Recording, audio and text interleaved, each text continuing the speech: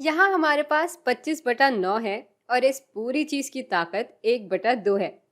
यानी एक तरह से हम 25/9 का स्क्वायर रूट ले रहे हैं।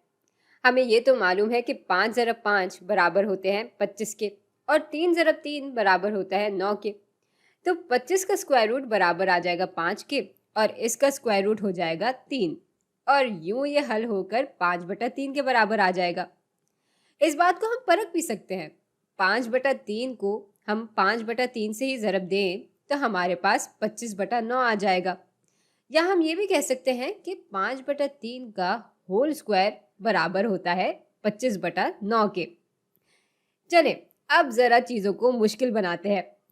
हमारे पास एक एक्सप्रेशन है जिसमें 81/256 की ताकत है -1/4। भाई सबसे पहले तो हम इस नेगेटिव को बदलकर पॉजिटिव करेंगे और इसके लिए हमें इस एक्सप्रेशन का उलट यानी रेसिप्रोकल लेना होगा। रेसिप्रोकल लेंगे तो हमारे पास 256/81 आ जाएगा जिसकी ताकत होगी 1/4। अच्छा, ये जो ताकत है या एक्सपोनेंट है वो इन दोनों ही टर्म्स पे होगी। तो 256 की ताकत भी 1/4 होगी और 81 की ताकत भी 1/4 होगी।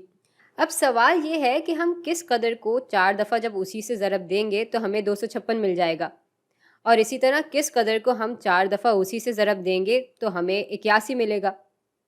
भाई 4 को 4 से ही ज़रब देते हैं या 4 की ताकत अगर 4 होती है तो हमें 256 मिल जाता है और जब हम 3 को 4 दफ़ा उसी से ज़रब देते हैं यानी 3 की ताकत 4 रखते हैं तब हमें 81 मिलता है।